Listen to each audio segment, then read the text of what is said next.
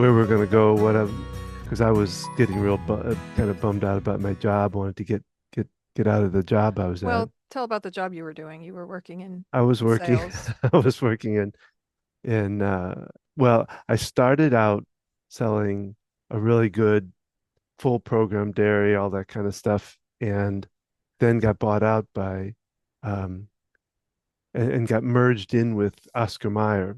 So I was selling hot dogs, and then I was selling coffee and Well, then it all was this stuff general that I just sales. really didn't want to deal with, you know. But your job was traveling, I like was traveling, yeah, because three I three weeks out of the month you would be gone for at least 3 or 4 nights. and that was where that and that's where my planning started when I was, making the ideas of what to do in the future. And that's when I came across that computer company, and I can't think of their name right now. So Don had been working and traveling a lot, and we talked about having a family. And we talked about not wanting someone else to be raising our children, that we wanted someone to be at home and that I could work as an occupational therapist. I had a job really close by. I could reduce my hours and you could grow a business. And so you found this, Well, I not sure found how this. you found it. Yeah, well, I think it was, yeah, at that time you got mailers, I think, if I remember right, and you could buy this computer, and this was back, oh gosh, when I think it was 95, before, yeah. yeah, right around Windows 95, even, and I think it might have even been before that. And with this program, there was like a whole list of things you could do with this program, and I picked on uh, two different things. One was, and one I really kind of pushed on was the one at that time I called it Traveler's Friend, It was which a I f- was, it was a phone tree. You there's a called phone in tree, and could find out whatever city you're in. and I did Good. everything with it. I mean, I made little posters for inside uh, hotels, and you and I think both worked on, you know, putting in this information about different hotels, Churches, like if you were new churches. to an area, where how you found out. So basically internet, but by phone. Yeah. So you call in and find out information. And But that was right around the time when the internet started to kind of come into play. which kind of put a big dash Yeah. in your business. And I remember at the time deciding that I will take it to onto the internet, which at that time was a lot of work because nobody really understood it, and so you kind of played with whatever you could play with to make it work. And so I had both the phone system and online, and trying to put the same information to put on the phone system online was a bit of a task. Um, and I remember at the time too that the lady I went to, she was really good at the first part. She would take in all this information and put it on, but she kind of got tired of it, and we had a bit of a out and about with it. But uh, at that point, that's when I decided to go into web business myself. I started building my own website because I had like a week before she was going to shut me down for some reason. So I just really quickly figured it out and able to switch it. And then I happened to call in a client that I was using for the Traveler's Friend and got to know her really well. And she said, "You built your own site, didn't you?" And I said, "Well, yeah, I did." She said, "Can you build ours?" I was like, hmm. And, and back then you did, what's trouble about that when you're first in your business, you go for whatever, This is to 1995, 96, and you didn't, your business background was sales and you were yeah, figuring it out. I remember when you got email and stuff, and we shared an account for a long time. It was all very new, and yeah. So it just it's a lot of work. Um, and I, um now I can't think where I was going, and my so mind just went, phew. 30 years ago, you decided to go into business for yourself, and you started out with this program to do this phone connection, traveler's friend, and have evolved over the years into so many different Many different areas. versions of it, Um, but it's kind of come down now to, well, after, and we go back to the days when I had first heart attack, and I had to make some decisions. And I've been working with um, who we just interviewed last week is Jan Jan Luther. Luther, and I've been working with her. We're doing the tapping for some personal reasons. You were involved with it too. You got involved with it too, and decided that I could go into business for myself doing the tapping. And again, that has morphed a couple of different times to where I am right now. And that's um, working with the senior population and using that EFT to kind of calm the nerves when you're in that journey, the long journey to the end of life, I guess, really. Well, Um, and EFT comes into play in so many components. Um, well, and today what we're doing is we're this is replaying. Gina, I'm sorry. Well, I was going to go into, uh, but anyway, hi, this is and Don, this is Gina with Focused Healthy Family. and this is podcast number 212. And today we're really looking at EFT, networking, and business building. What we're going to do today is we're going to, oh, before we do though, Yeah, we got a joke, don't we? we do. So we're looking at, setting dreams and if you have some aspirations. So my goal in 2026 is to accomplish the goals I set in 2025 that I should have done in 2024 because I made a promise in 2023 that I had planned in 2021. A goal is a dream with a deadline, which is why I've decided to move my deadline to the next lifetime. And my tip for today is to always hold on to your dreams. They can be tough to do, but being able to go put your focus where you want it to go with the business, and don't give up on your dreams. So that's our. And one last joke because this Oh, is got another a joke. tribute to my father because it's a quote by Yogi Berra. If you don't know where you are going, you'll end up somewhere else. And so what we'll do now is we're just going to go into, and this is with Network Build Grow, which is a kind of a mastermind group that I work with, and it's with Melissa Taylor, and she just really talks about it, about how I got into business, but then also about how I use EFT in the business. So we'll leave it at that, and Hope you enjoy. Welcome to the Network Build Grow podcast, the show where business owners, entrepreneurs, and professionals share their stories, lessons learned, and powerful strategies for building relationships and growing their circle of influence. With Melissa Taylor, your host, each week we'll bring you actionable insights to help you build a better network and a better business. Let's dive in. Well, good morning. Good morning good to Mr. morning. Don Grothoff. How are you I'm today? doing good. I'm doing good. Great. So Don is with Focus Healthy Family, and I've known you for, gosh, about 6 or 7 years now. It's been a Something while. like that, yeah. Yeah, it's wonderful. So first, before we get started into some things, tell us a little bit about, Focus Healthy Family and what you guys do there. Well, my emphasis in it is doing the EFT tapping. It's something that is there to help people reduce their anxieties, and we work towards senior populations with the caregivers, especially helping them. My goal is helping them to bring down that anxiety that I've been through. We just came through with my father-in-law where we had to deal with somebody in the senior population, and the stress level is over the chart, as far as and so my role is to helping the caregivers bring it down and to ease and be able to manage their emotions as they go through this terrible journey that people have to go through. Yeah, it is a journey. I went through it with my dad as well, and of course, my mom and my stepdad are now, moving towards that. So, tapping.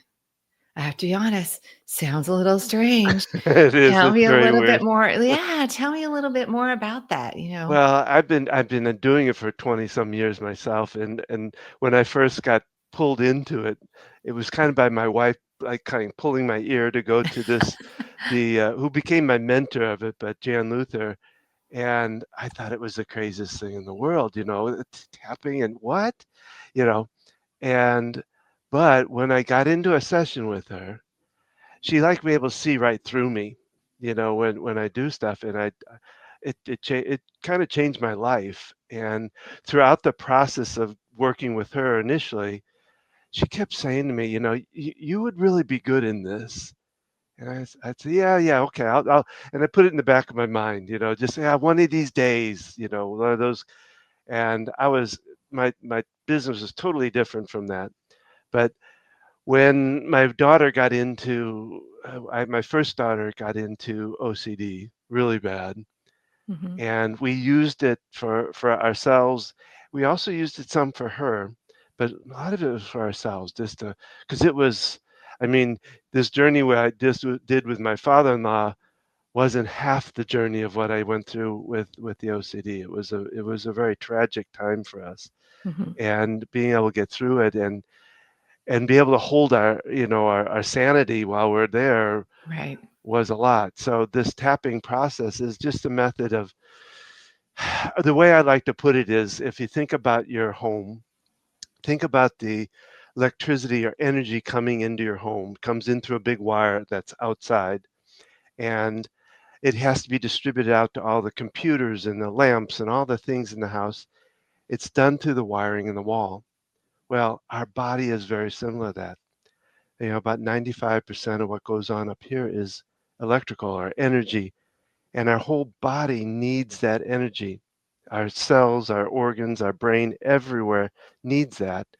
And so within us, we have what I call invisible wires, these little pathways that distribute that energy. They're called meridians. If you've ever done acupuncture, you put those little needles along those pathways of that energy. Well, instead of doing that, we literally tap on the end points of those pathways to get them to calm back down, because when we get into a traumatic place, Mhm. those things get fired up and they set us into fight or flight, which is really what anxiety is, what stress is. And so we have to get them back in alignment. We have, because what it's doing, it's setting that fight or flight up, and that does some physical things to us that most people don't think about. In Hmm. our body, it's building up cortisols and adrenalines and things like that, which are great for, we got to step back. What it came from, what I think was cave days, Right. when Yeah. they had to be worried about the next, what a terrasanal, whatever those, Tyrannosaurus Rex. yeah, those things attacking us. And so it was there to build up our strength, get us strong for having to deal with that, either run from it or deal with it. Up here, it literally shuts down parts of the brain that it doesn't need for that battle until afterwards. It needs it afterwards. The immune system is one of them, and the upper thinking parts of the brain is the other one that it shuts down or hampers. And so that's great for, like I say, if we're in that battle. But nowadays, we're not there. We're worried about the next bill that we have to pay, or a test coming up at school, or some plan at work. Yeah, it's not a No, like a death facing death or facing that, nothing yeah. will happen. Mhm. Souls build up. I really think that's a lot of what leads us to the diseases that we have going on. Mhm. We got a lot of these things going on, an immune system that's shut down, that uh, kind of, I can't do anything, I can't help you any, because it's shut down. So, Yeah. How so interesting. that's what I do. I try to help people, and I've seen some amazing stuff with it. So, Yeah. How many years have you been, doing this well, I've been work? doing for probably 23 years for myself, and Okay. then I've been in practice now going on 14 years. 14 years. Yeah, Wonderful. That's great. So now let's talk about the business side. So that's what sure. you do. Yeah. So the business side, what has been some kind of pivotal things that you have learned in running a business for yourself? Well, the pivotal thing, and it's tough because I feel like I've kind of gotten to this place now, but there's, you go through, especially when you first start out a business, you're trying to do this and that and this. I can do. Oh, sure, yeah. My Do it first all. business, yeah, I was doing web design, but I was designing art, art ads and stuff like that, and doing all this stuff, and it was just spreading myself out too thin. Hmm. And as I've gone through my business, it's morphed so many times. And you got to keep your focus on what you really do. And I think this is where I finally, after how many years now of doing this, I think I've really kind of got to that place, but it Hmm. took me a long time to get there. Yeah. So when you stay focused or kind of zeroed in on what you're good at Yeah. and then get other people to do the other stuff. Yes. Yeah. So if people are starting their business, how do they do that if they can't afford it? Well, I did it. I guess I can open up now, but I worked for Kraft. I was in corporate, Hmm. and I did it in between. I was Yeah. fitting things in, deciding to do things. I probably took a lot of a lot of my own time doing it, and not telling the company about it. But you just kind of do it. You build it on the side and try to do it the best you can. You also look for mentors and things like that can help you out. You might even be able to get a loan. You know, Hmm. at the time when I first started my business, I had a package that I dealt with one of my companies with, that I was able to take it down and use the money to be able to invest in the first business, the first of many businesses at the time. But I had some money to be able to do that with, Hmm. because one of the companies I had a great 401k plan, and I used it. Yeah. I think some people say that, you can also go into what's called like good debt, Yeah, investing in a business that can see has a return coming back yeah. You, is not a bad thing. you borrow off a credit card or something like that. Yeah. So interesting. Okay. All right. So now also, so all of your businesses that you have had require customers, clients. So, and they, Oh, so those that, things. I know those things, right? Those pesky little things. And they require knowing other people, building kind of a community and knowing other people that can refer you out, knowing other people that know what you do. Hmm. So, how much has networking played into the businesses that you have Oh, owned? I've gone through, gosh, from day one, I've gone through all the different uh, networking groups there are. I've done what's the one that you have to pay for, all of that kind of stuff. So I've been through all of those. In fact, I got kicked out of one of them for whatever reason. I don't remember at the time, but what when I came to NBG, Hmm. it wasn't about the next sale you could send out, the next thing you could put out. It was the ability just to meet people and connect with people, and I've connected with quite a few of those ones in the group.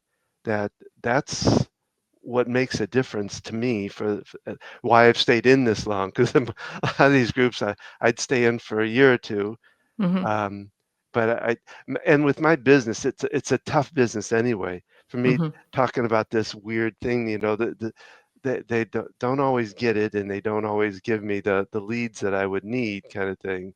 People have to get So to know you, really know you, because yes, it's a strange kind of thing. yes, Yeah. and I've gotten to know the people in this group, and that's what I say. That's why I've stayed in it as long as I have, and Hmm. done all the things, because it it's my. I think we called it what you call it a name. I can't think of it now. It's not coming to me, but it's not a networking group as such. It's more of a, my mind can't come with it.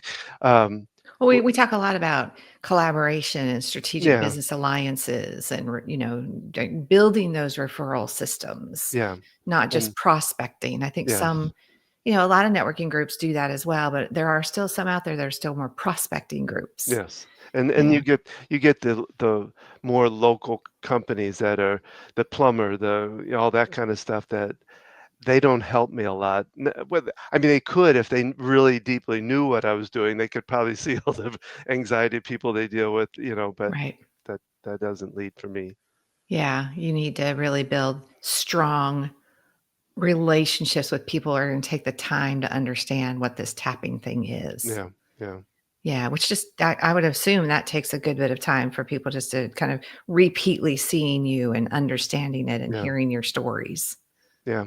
Well, Yeah. and right now, the way I've kind of come right now, I'm kind of rebuilding my business. So I work with a naturopathic doctor, and that's where most of my clients are built into his program, and I'm trying to extend that out of that area. Gotcha. Wonderful. Yeah. So, okay, so let's talk about that. So, networking is, I love it, and one of the things we talk about with clients and inside Network Build Grow is those strategic business alliances. Hmm.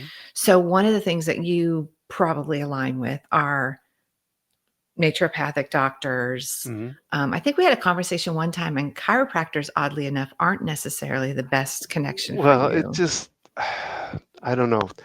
Haven't They had a lot of luck with that. no, I've dealt with quite a few of them, and I hate to say it, they kind of have some.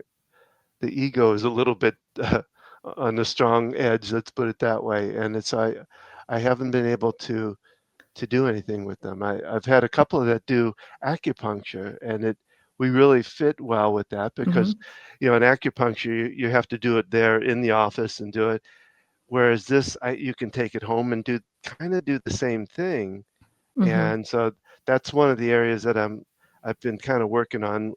The naturopathics they haven't really recognized what this can do for them. And I've done a Yeah. lot in the time I've worked with a naturopathic doctor. Gotcha. Wonderful. So those types of are good referral partners. When you look at people coming into the networking world, what's some advice that you would give to them about like how to kind of go about figuring out how to identify who would be good referral partners for them, good strategic business alliances for their business? Well, the first one is being consistent in it. Don't come in and expect the first month you're supposed to get, 7 leads from 6 people or something. Um, you need to be able to give it time. You need to really take some time and kind of talk to the different people in the group and even have little coffees with them, things like that to get to know them a little bit so Hmm. you can understand what they do. Once you get to understand it, then you can work on talking to them. You want to go about it slow. The other thing is that you don't want to rush in and give them your pitch right off the bat and expect it all to be great. You want to be Right. able to just talk with them and slowly build your relationship with them. And by Yeah. doing that, then they start to know who you are and what you do, and they can help you with that. Yeah. Now I know that you also have a podcast. You're still doing your podcast, is that Yeah, correct? yeah. Yeah. Gina and I, like I say, we were going to work on a business together, and we're still. It might take a while to get that part of it, um, but we started to doing because she's an occupational therapist, and she knows the ins and outs of every bit of the journey that we've gone through. We've done it too, but she's also been working in it. So Mhm. we like to get out there and give information about seniors and about a lot about caregivers and all the Mhm. different facilities. We've done interviews. We've done her talking. I mean, her talking. I could shut up and just let her take the rest of the podcast because her knowledge is just about anything is wonderful. So Is yeah. immense. Yeah. So I'm trying to work that out to help me to support me and then eventually help us build our thing together. Yeah, so that's wonderful. Have you ever used your podcast in a to be able to reach out via your networking kind of Well, environment I or ecosystem? what I do with the podcast, we have a program that'll break it down into. I can get it as short as like 1 minute if I really want to, Mhm. but it breaks it down into that, and so I put it out to social media. Mhm. Um, I don't know, I haven't. I probably need. That's one thing I haven't think about is the Mhm. people that's in the group and kind of letting them know and asking them to pass it around, kind of thing. Yeah, I think that would be a interesting way. Um, lots of times we use our network to actually spread the word about what we're doing. So we're not asking them to send us clients. We're just saying, hey, just Put it out kind of let there. it, just let other Yeah. people know what we're doing. So, all right, well, let's do a few rapid fire kind of Uh-oh. questions. I know, right? So, this first thing that comes to your mind, what's your favorite way to stay top of mind with people in your network?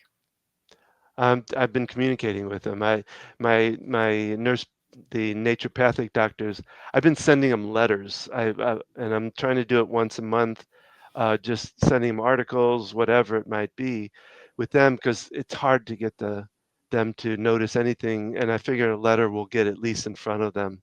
Yeah, so they're talking like the actual snail mail in the And mailbox with a it stamp on it. seems a little slow, but like I say, I don't think they pay attention to I think it's great. online or emails or things like that. So yeah. I'm a big fan of in the mail. I mean, just the other day, I got a whole book from Amazon. Oh I my. mean, the number one, online retailer, and we got a book of toys for Christmas from Amazon. Oh So yeah, we get those I'm too. a I'm a big fan of in the mail. So okay, now next question. What's your number one tip for starting a conversation at a networking event with somebody? I think it's just a matter of walking up and say, "Hey, Yeah. how you doing?" I, I don't think there's any big statement you have to say. Yeah, we always go with that. Oh, what do you do?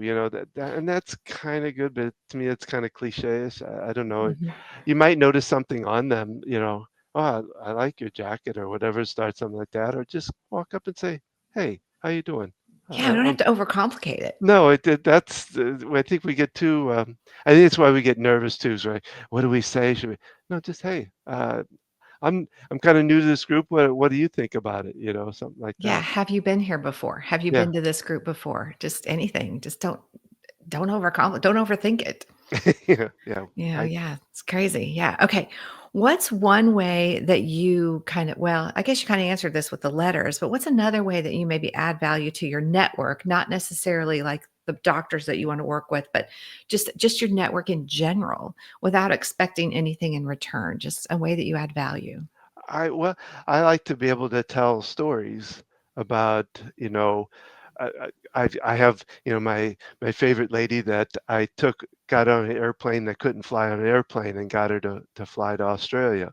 you know so I like to share those kind of stories and know that this is real, that what I do has a lot of merit to it. Mhm. So yeah, I think one of the other ones I would do is share stories, share articles, whatever, to let the group know. Yeah. Well, yeah, that's really a good idea.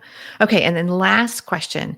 What is a tool or an app or a system that you use to manage your connections so that you don't let people slip through the cracks? Well, I just recently changed over to this mailer light. I was doing the other one that we'd had, and I just switched to it. Was a little cheaper, but it really does the same thing, and I really kind of enjoyed it. So it Good. it's a way of sending out emails, sending out texts, different things to different clients, and I've got a list of about 500 right now, and you and I are working on trying to grow and build that and get that level up, and get the right mail people on that list too. So that's Yeah. that's that's a big one that I use a lot.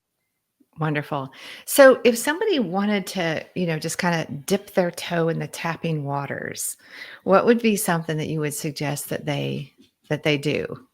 Well, there's a couple different ways. I mean, you could go onto YouTube and you could find all kinds of different people doing tapping, including myself for that matter. Um, that's one way, but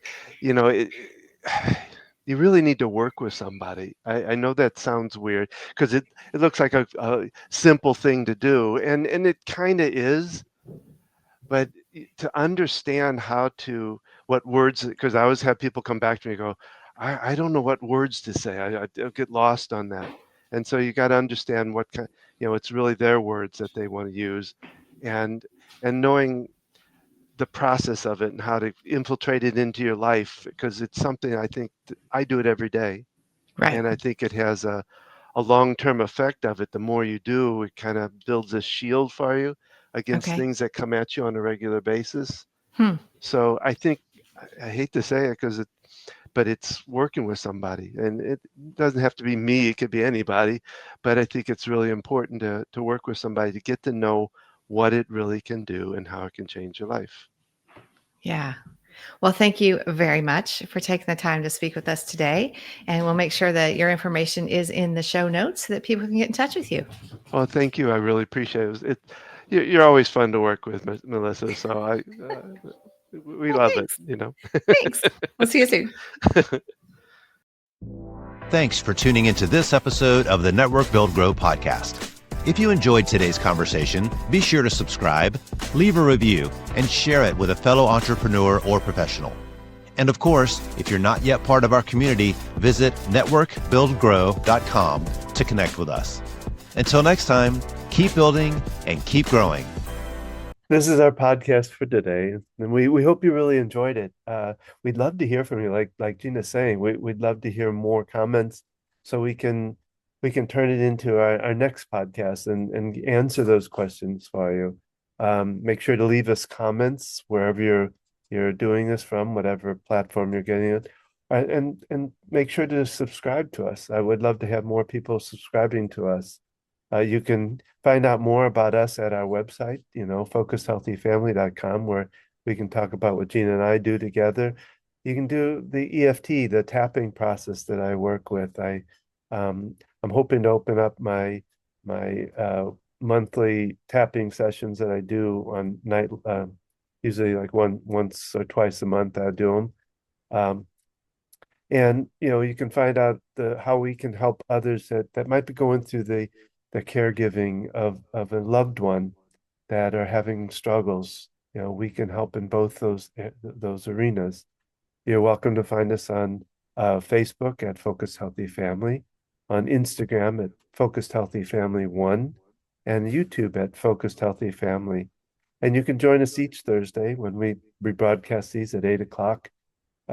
Thursday mornings. This year it actually falls on January 1st, for the Happy New Year time. And as we look to the new year, our focus has always been on caring for our children, our parents, and ourselves.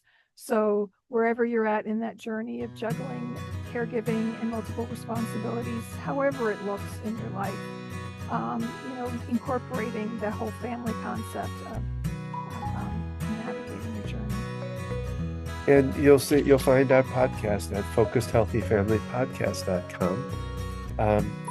And remember, how you speak to your children and your loved ones today shapes their future and yours.